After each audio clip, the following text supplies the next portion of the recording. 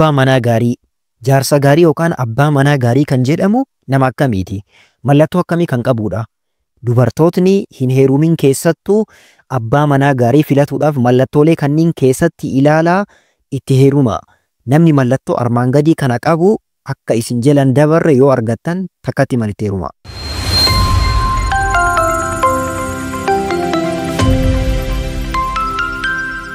بسم الله الرحمن الرحيم الحمد لله رب العالمين الصلاة والسلام على رسول الله صلى الله عليه وسلم جارسا غاري يوكان أبا منا غاري أبا منا غاري يوكان جارسا غاري فلتو دافي أكمت فلتنا ملتو أكمي ردابنيتين أبا منا كن أبا منا غاري نمنافتا ودندو جنيتين فلتو دندينا ورّي ديرا أبا منا غاري يوكان جارسا غاري تاو دافي ملتو لأرمان غدي غنين قبادا dubartootni itti heerumuudhaaf mallattoolee armaan gadii kana nama qabu sirriitti ilaalaa itti heeruma.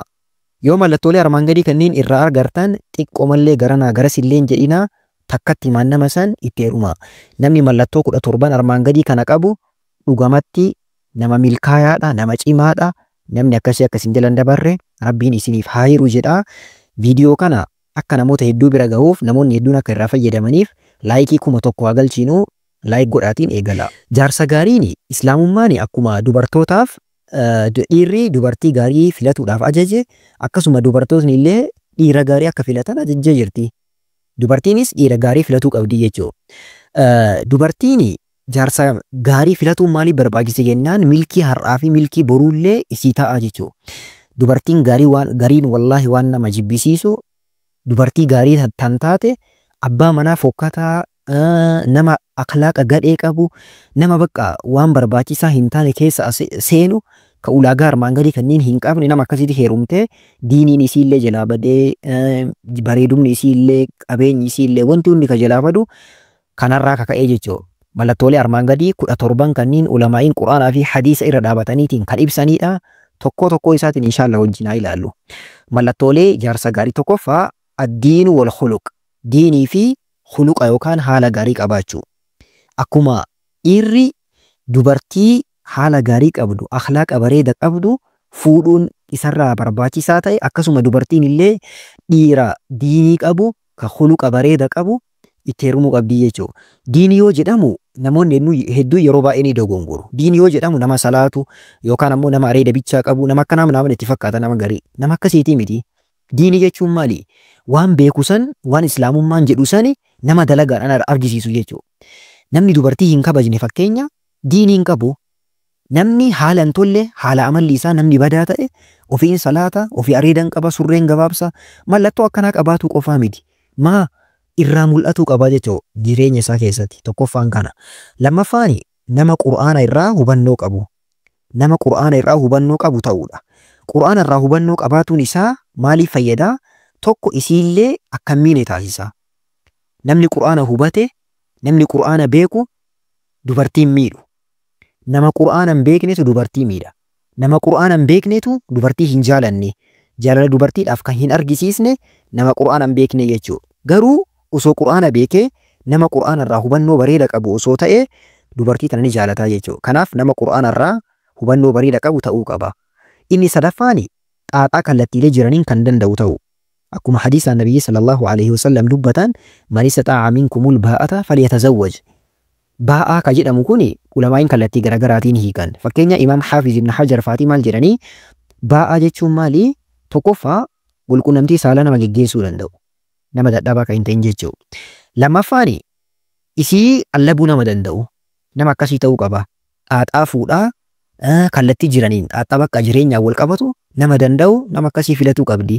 Dhiirris nama akkasii ta'uu qabda. Afuraffaan ayyakuuna raqiiqan binnisaa'i dubartiidhaaf kan laafu ta'uu qaba. Dhiirri gariin ni jira. Akkamiin beekuu dandeettan jennaan osoo hin heerumin iyyuu arguu ni dandeektani.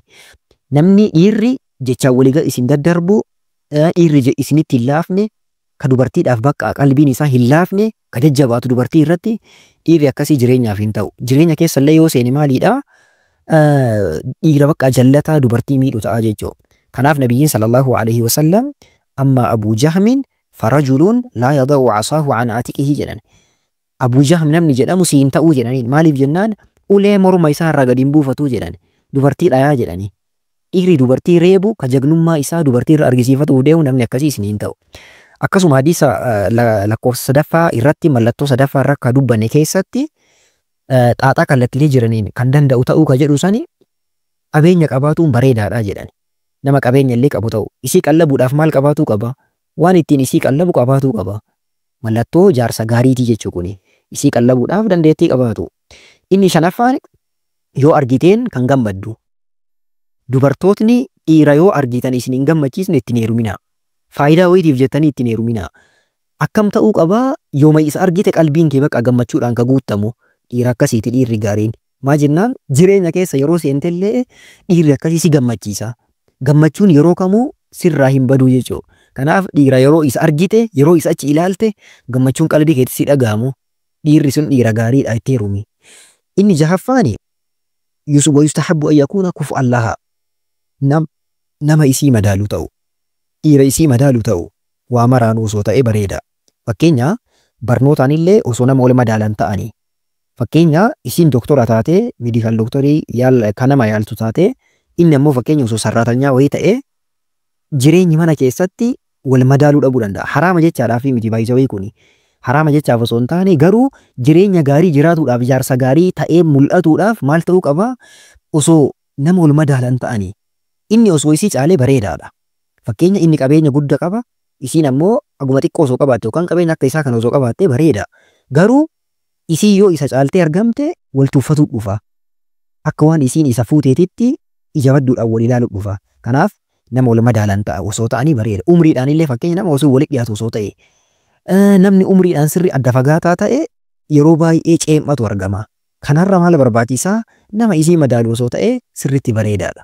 Osoo madaalu illee dhabe garuu dhorkaan qabu garuu dhiira isin madaalu osoo argattanii sirritti bareeda. Torbaffaani nama haraama irraa tiksuu hin filachuu.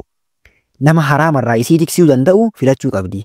Fakkeenya dubartiin umrii ijoollummaa irra jirtu takka maanguddoo waggaa 90 keessa jiru yookaan 80 keessa jiru ka fedhii isii guutuuf hin dandeenye jaarsa akkasii heerumtee jireenyi isii jalaa diigamuu irra maal barbaachisaa nama fedha kiyya naa guutaa nama haraama irraa na qabuu danda'a jetteetiin yaaddu dhiira akkasii heerumuu qabdi. Walqunnamtii saalaa fakkeenya yeroo geggeessan nama simmeetii ittiin kennine yoo ta'e nama akkasii heerumuu hin qabdu. Maa jennaan isiin ta'u jireenyi isii ka boruu ni diigamaa jechuudha. Har'uma filatuu qabdi har'uma irra dhaabbatteetiin. Inni 8ffaan hanqina irraa bilisa nama ta'e ta'uudha.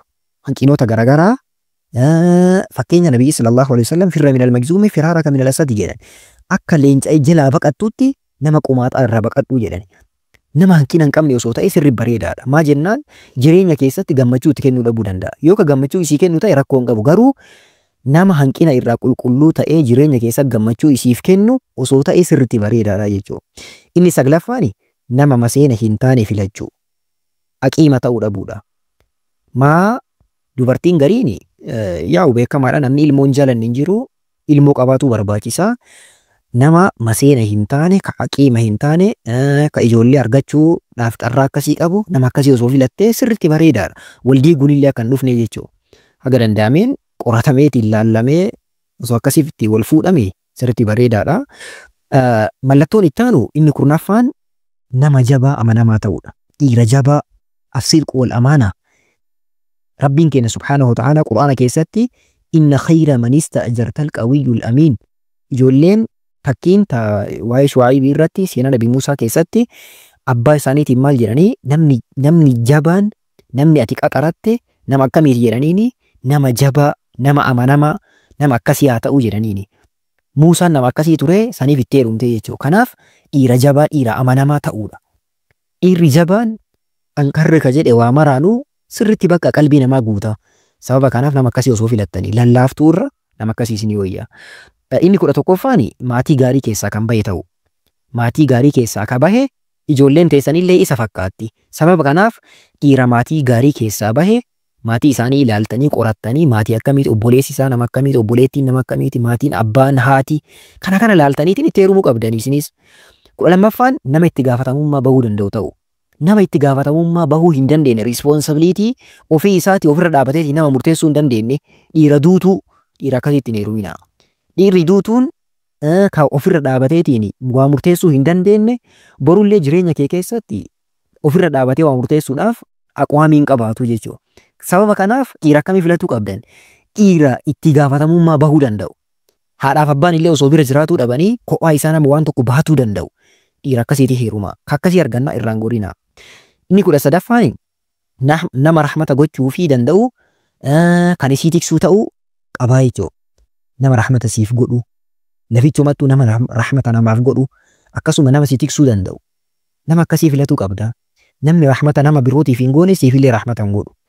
Namni waan tokko tiksuu hin dandeenye siifillee hin ta'u. Sababa kanaaf nama rahmata qabu, nama qalbiin isaa laafaa ta'e, akkuma dubartiin illee akkasii bareedduuf jaalatamtuu taate, dhiirallee dhiira akkasii filatuu qabdan. Inni 14ffaan galii halaalaa irraa kan ta'e nama qabu ta'u.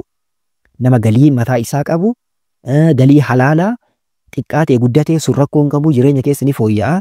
Garuu nama galii dhaabbataa qabu, galii halaalaa osoo ta'e sirritti filatamaadha jechuudha. Dhiirri akkasii sirritti bareeda. Inni 15ffaan nama aqlii qabu ta'uudha. Aqlii yoo jedhamu nama maraattuu hin ta'in jechuudha miti. Aqlii jechuun maali? Dandeettii wanta tokko ittiin keessummeessuu danda'u jechuudha. Akkasuma dhimma tokko hubannoo bal'aa nama qabu nama akkasiiti. Dhiirri gariin dhiira akkamiitu jira? Waan tokko tolchee keessummeessuu hin danda'u. Waa itti dhufe tokko jarjareetumaa wayii bada. Yookaan ammoo dhimma tokko dhimma dhufe tokko hubannoo bal'aadhaan sirritti bal'isee waa murteessuu hin danda'u. Dhiira akkasiitii miti. Dhiira aqlii guddaa qabu ka waan tokko ofirra dhaabatee murteessuu danda'u ka hubannoo waan saniif sirritti digirii 360 zoorsiseetiin nama waan tokko hubatee bal'isee yaadeetiin waa murteessuu danda'u dhiira akkasii filatuu qabdanii. Inni 16ffaan beekaa yookaan barataa ta'u. Yookiin ofii isaatii nama beeka nama beekumsa qabu. Yookiin ammoo nama beekumsa qabaatuudhaaf barataa jiru nama akkasii osoo ta'e sirritti bareedaadha. Maaliif jennaan tokko sillee si barsiisa. Lammaffaa sammuun isaa waan baratee jiruuf sirritti yaada. Si miidhuu jechuudha. Sillee beekumsa si dabala. Akkaatillee beektu si taasisa. Jaalalli isaallee kan inni siif qabu sirritti dabalaa deemaa jechuudha. Inni 17ffaa fi inni xumuraa haadhaaf abbaatti kan tola ooluu fi rahima isaa kan sufatu ta'uudha. Namni haadhaaf abbaa isaatti tola oolu sittillee tola oola. Namni haadha isaa jaalatu sillee si jaalata. Namni rahima isaa jaalatu ka sufatu sillee yoomuu sin kutu. Osoo rakkinni kamuu jidduu keessanii argamee sin kutu. Ofii si deeffata. Maa rahima isaa waan sufatuuf jechuudha. Namni haadha isaatitti tolan oolle namni haadha isaa hin kabajne sillee sin kabaju. Abadan wallaahi hin eegine. Maa jennaan namni haadha caalaa itti dhiyaataa taatiin jirtu. Garuu namni haadhaa hin taane siifillee hin ta'u. Abadan wallaahi siif hin ta'u. Kabajaan guddaan eessaa ka'a? Maatii keessaa ka'a. Haadha, abbaa, obboleewwan, hiriyoota waliin jiru kanneen irraa ka'a. Namni jiraa hin taane siifillee abadan hin ta'u. Kanaaf dhiira gaarii yoo filatuu barbaaddan mallattoolee armaa olitti an dubbadhe kana filadhaa. Jireenya jechuun dhugatti jireenya maatiiti. Jireenya maatii kan waggoota dheeraadhaaf wajjin turuu heddan namni tokko waggaa 40-50 yoo xiqqaate waliin jiraata. Yoo xiqqaate waggaa 40-50 wajji jiraatani. Waggaa 40-50 nama waliin jiraatu hedduu nama maatii kee haadhaaf abbaa kee caalaa umrii dheeraa waliin jiraatu hedduu filatuudhaaf sirritti xiinxallitee mallattoolee kanneen keessattuu keessa ilaalteetiin filatuu qabda. Yoo akkas hin ta'ini jireenyi kee diigama, boohicha, gaabbii qofa ta'eetiin hafaa jechuudha. Subhaanallah. Rabbiin anaaf isinillee bultii gaarii jireenya gaarii nama ijaaratu nama ijaaramtuuf Rabbi nuuf haa taasisu. Haadha manaa gaarii warra dhiiraatiifis abbaa manaa gaarii jaarsa gaarii dubartoota keenyaafis Rabbiin haa hiru. Jireenya keenya jireenya gammachuu Rabbi nuuf haa taasisu. Akkasii mallattoolee kanneen inshaallah sirritti xiinxalluu hin dagatinaa jarjartaniitiin wayitti hin badinaa. Bareeduun illee yeroodhaaf wanti hunduu yeroodhaaf garuu kan yeroon yoomuu hin oofne maali? Wantoota amma armaan olitti nu dubbanne kana jechuudha. Yeroon hin jijjiiru barri hin jijjiiru. Yeroo kamuu gammachuu kanamaa kennu wantoota kanaa jechuudha. Barnoota diiniidhaa haala bareedaa amma barattan kanaan baratuudhaaf YouTube irratti Mujaahid Fillah ka jedhu kana subscribe gootanii TikTok irratti Mujaahid Fillah ka jedhu Telegram irratti Ata Abduu Islaam Apologies ka jedhu follow gochuu dandeessanii yeroo gaarii isiniif haa ta'u nagaan naaf tura. Assalaamu alaikum wa rahmatullahi wa barakaatuh.